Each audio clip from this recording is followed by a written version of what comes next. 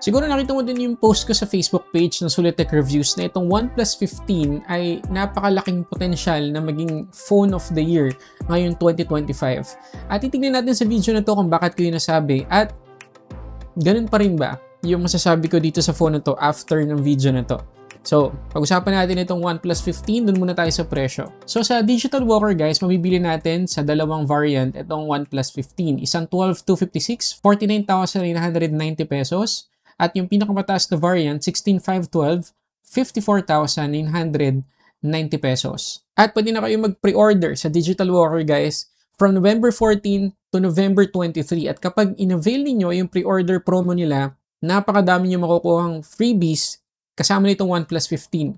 Lahat ng freebies na makukuha nyo ay worth 6,730 pesos in total. Meron tayong anti-reflective screen protector, magnetic aramid fiber case, at yung 100 watts power adapter. So ito yung box ng OnePlus 15. Tapos ito yung aramid fiber magnetic case. Tapos ito yung kanyang anti-reflection tempered glass na screen protector.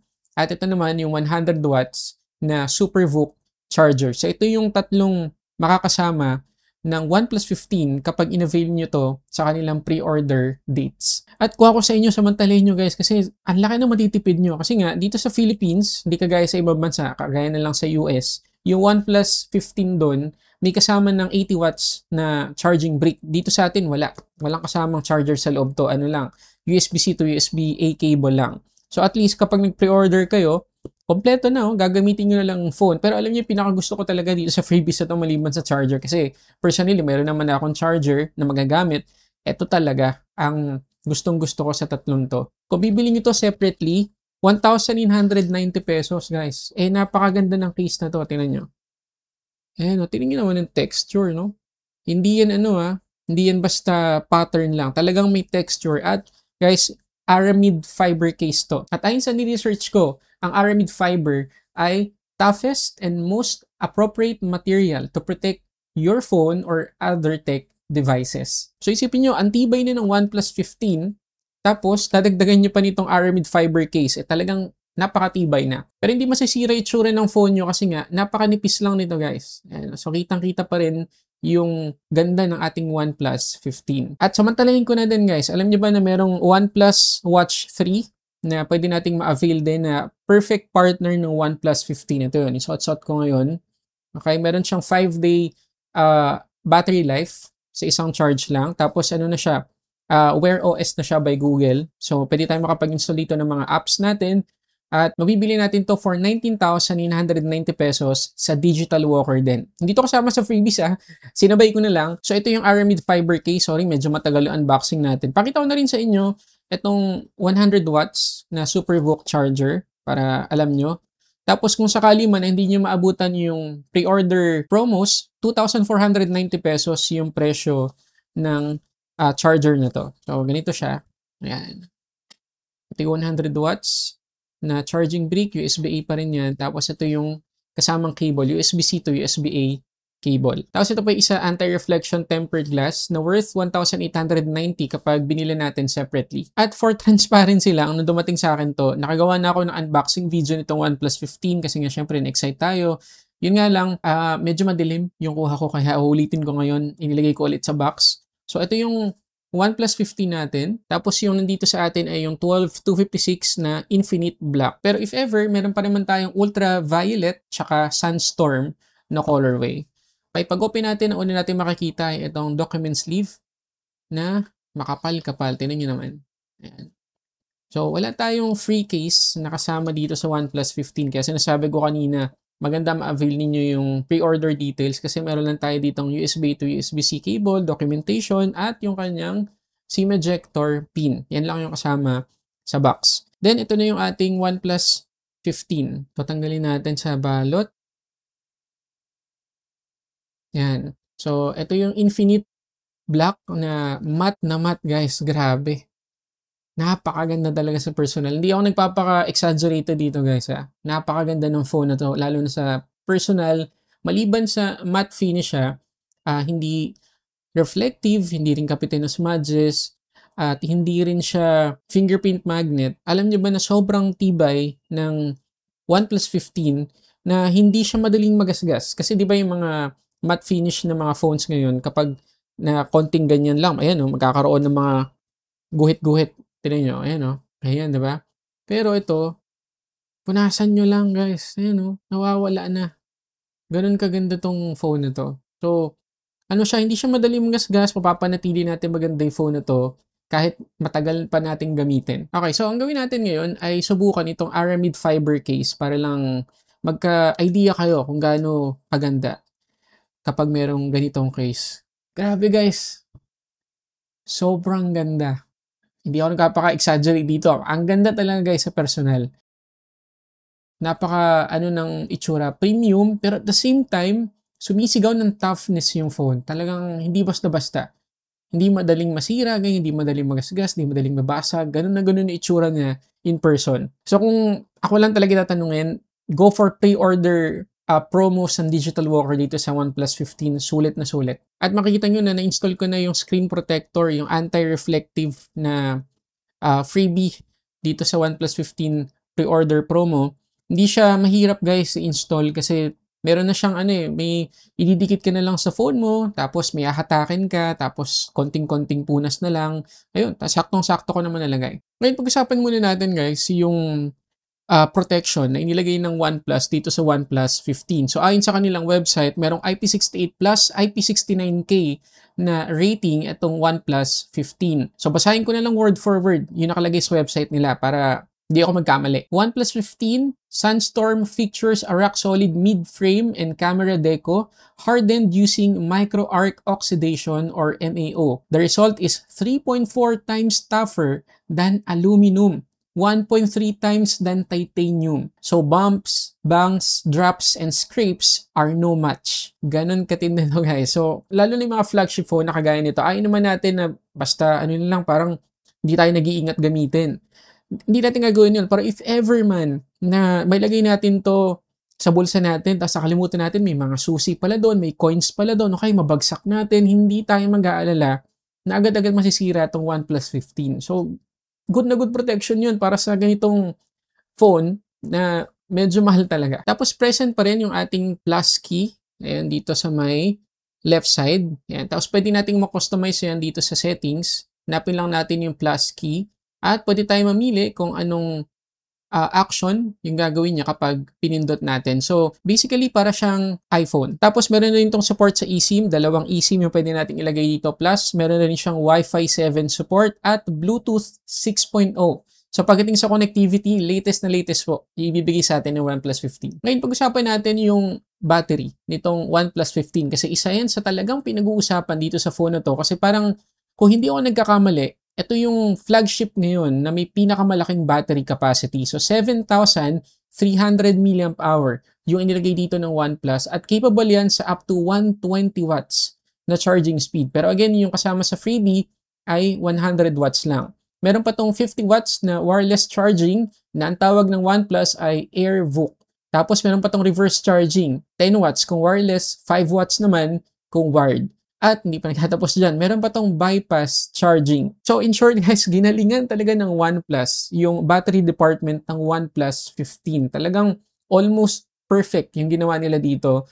At sa tingin ko lang medyo matatagalan ang Samsung, ang iPhone na matapatan yung battery performance nitong OnePlus 15. And according pa sa website ng OnePlus, yung ginamit na battery type dito sa OnePlus 15 ay silicon carbon battery. So, yung mga typical battery ng mga phones ngayon, kagaya na lang ng iPhone, tsaka ilang mga Android phones ay lithium-ion. Okay naman yun. Subok na yung performance ng mga lithium-ion batteries.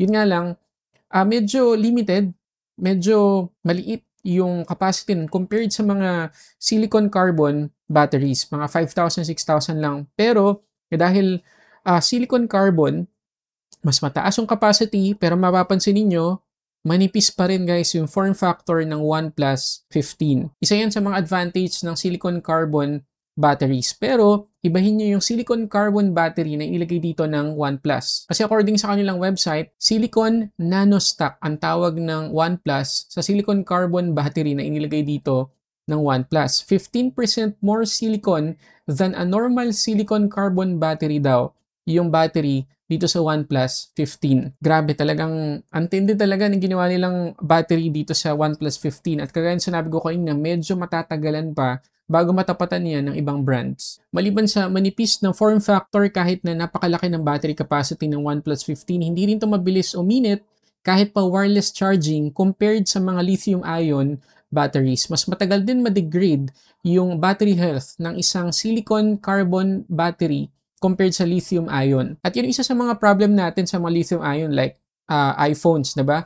Parang isang taon lang, ayan, mag-uumpisa na mag-degrade. Tapos kapag umpisa na mag-degrade or mag-deteriorate yung battery health ng isang lithium-ion, talagang landslide yan, tuloy-tuloy na yan. Pero dito, sabi ng OnePlus, dito sa OnePlus 15, for 4 years, guys, 80% okay pa rin yung battery nitong OnePlus 15. Pero syempre, gusto natin malaman kung ilan yung SOT na nakuha natin dito sa OnePlus 15. Kasi talaga magiging batayan natin kung okay na okay ba yung battery nitong OnePlus 15 compared sa ibang phones. At mukhang nagtagumpay sila, guys. Tingnan nyo naman, more than 24 hours, guys. 26 hours. 27 minutes yung SOT na nakuha natin dito sa OnePlus 15. Sobrang layo compared sa lahat ng phones na na-review natin this year. Well, meron naman tayo na-review mga 23 hours, 24 hours. Pero, guys, flagship phone to. No, flagship phone. Napakalakas ng nito, ng SoC nito. At yung 15 hours na screen on time sa PC Mark ng isang flagship phone, para sa akin, accepted na yon. Okay na yon. Pero ito, 26 hours and 27 minutes. Napakahirap talunin ng SOT na nakuha natin dito sa OnePlus 15. So again, pagdating sa battery department, very good talaga itong OnePlus 15. Hindi pa nagtatapos dyan kasi pagdating sa charging, kapag ginamit natin yung 100 watts na fast charger from 15 to 100%, 35 minutes ko lang na-charge itong OnePlus 15. Okay, doon naman tayo susunod yung kanyang performance. Ngayon, out of the box, naka-Android 16 na to, na operating system, tapos Oxygen OS yung kanyang skin. Yung kanyang chipset, pinakamalakas ng Qualcomm, ang Snapdragon 8 Elite Gen 5 at LPDDR5X Ultra, yung kanyang RAM, kapag 12GB yung variant na kinuha natin. Pero yung 16GB, LPDDR5X Ultra Plus. Tapos yung kanyang storage naman ay UFS 4.1. Sobrang tindi. Tindi talaga ng phone na to. At ngayon lang ako nakarinig na iba yung speed ng RAM ng pinakamataas na variant compared dun sa pinakamababang variant. Pero at ilin man dun, guys, sigurado kong masasatisfy kayo sa speed ng OnePlus 15 pagdating sa pagpalit-palit ng mga application, pag-switch ng application, pag-open ng application, lahat sobrang bilis. Pero hindi pa natatapos dyan yung OnePlus 15 kasi meron pa itong tinatawag na tri-chips. So, maliban dun sa SoC niya na Snapdragon 8 Elite Gen 5, meron pa itong dedicated chip para sa Wi-Fi, meron ding dedicated chip para sa touch response rate. So kung iisipin, hindi ganun ka-loaded, hindi ganun kahirap yung kanyang SoC or main SoC na Snapdragon 8 Elite Gen 5 compared sa ibang phones na hindi naka-tri-chip, na walang dedicated chip para sa Wi-Fi at saka sa touch response rate. At ngayon pa lang, spoiler, sasabihin ko sa inyo guys na yung kanyang touch response rate kakaiba sa lahat ng phones na nasubukan ko mula nung mag-review ako. Sa totoo lang guys, medyo OA pakinggan, pero alam niyo naman kapag nag-review ako ng phone, pagdating sa touch response rate, usually, napaka-typical lang ng sinasabi ko. Sasabihin ko lang kung gaano ka ganda, gaano kataas yung kanyang touch response rate.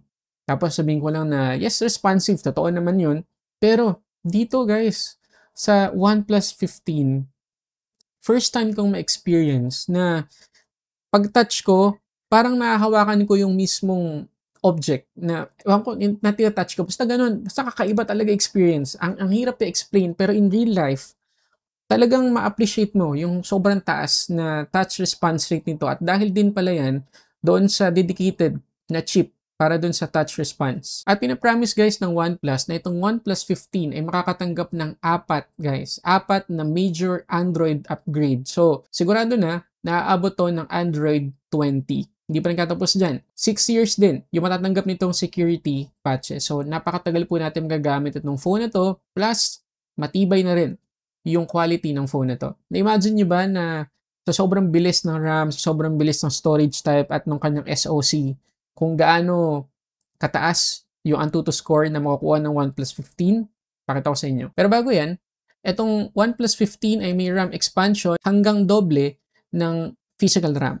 At tingnan natin yung epekto niyan sa AnTuTu. So ito yung una, 2,637,984 yung score natin kapag naka-off yung kanyang virtual RAM or yung RAM expansion. Pero nung ginamit natin guys, tingnan nyo naman, 2,843,801 na yung score natin. So medyo malaki-laki talaga yung ginamp sa performance.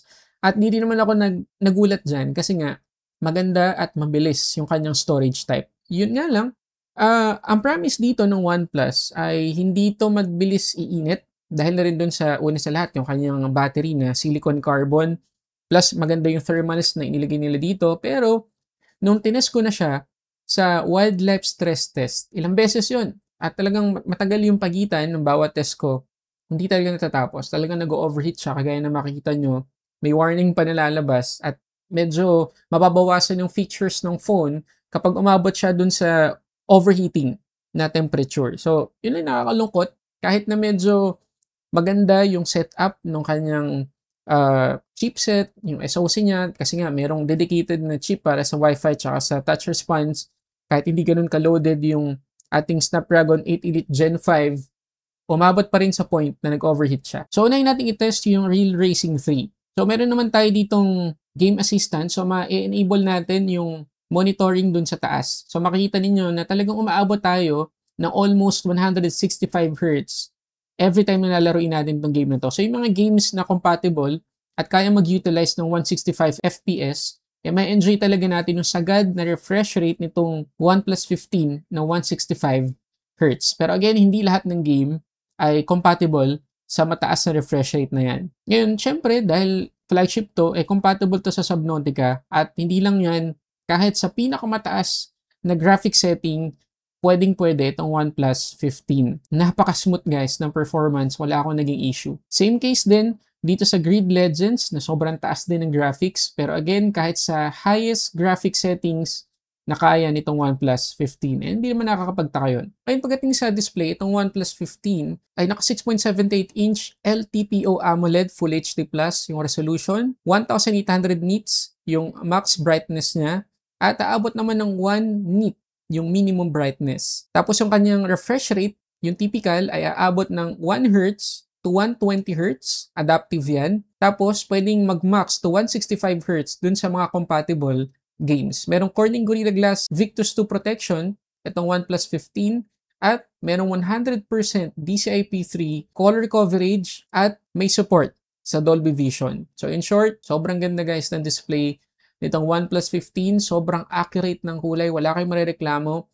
Maliban na lang doon sa mga gumamit ng OnePlus 13. At siguro madami rin kayo napanood at narinig na mga feedback, mga reviews tungkol doon sa pagbaba ng resolution itong OnePlus 15 compared doon sa OnePlus 13. Kasi 1440p yun, pero ito Full HD Plus na lang.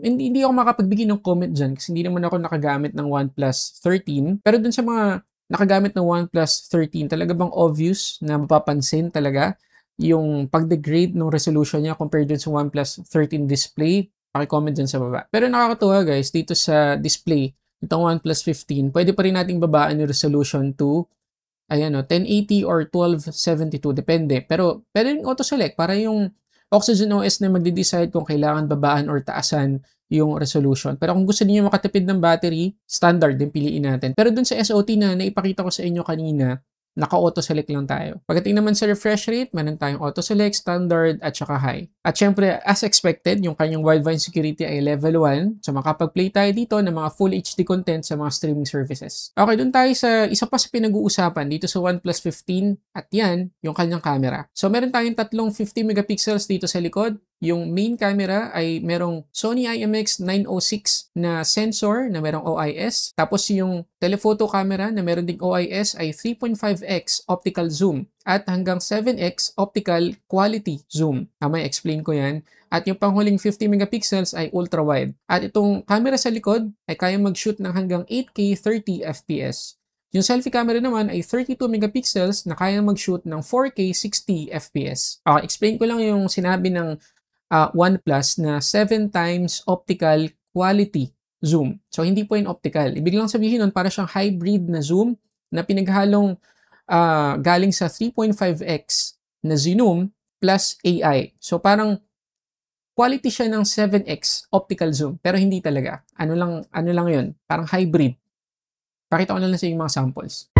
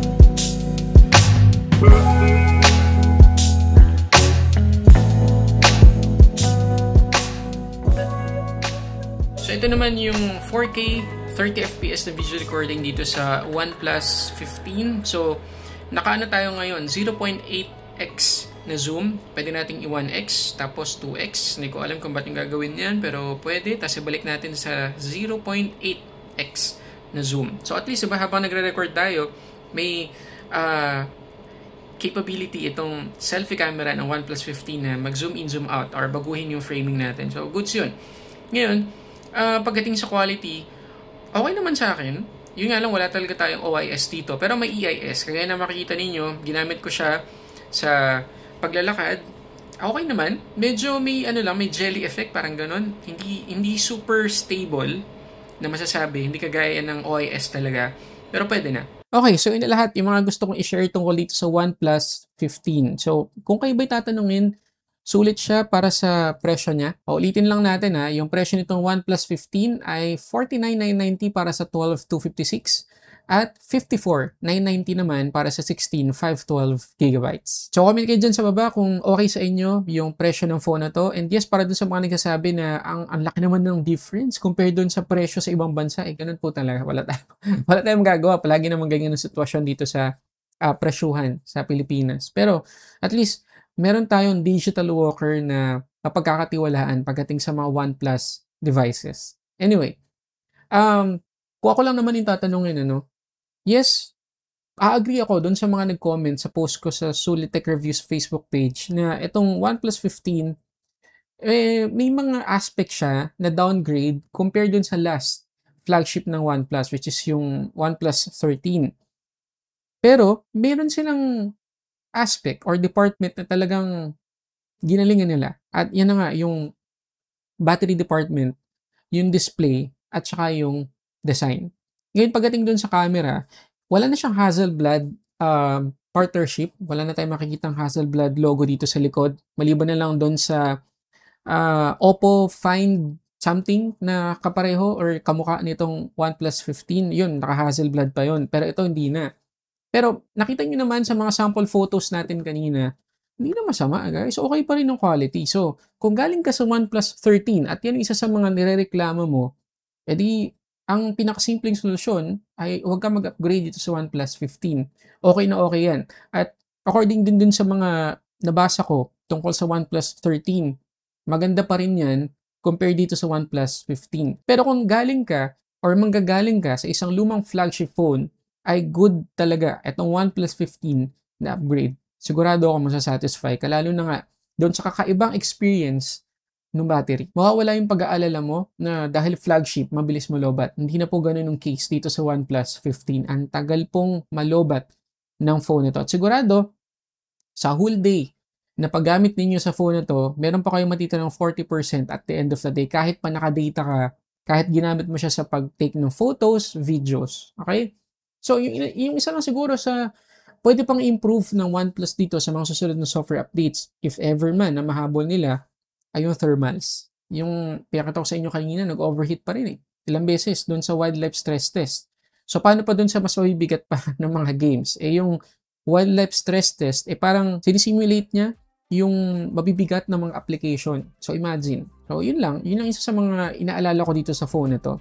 Pero other than that, guys, alam niyo naman ako, battery guy. Alam niyo, gustong-gusto ko ng phone na matagal malobat. So, gustong-gusto ko talaga tong phone na to. Pero, so marinig opinion niyo dyan sa comment section. Sulit ba para sa inyo itong OnePlus 15? So, yun muna guys, maraming salamat sa panonood para sa samot-saring unboxing your reviews. This is Sulit Tech Reviews.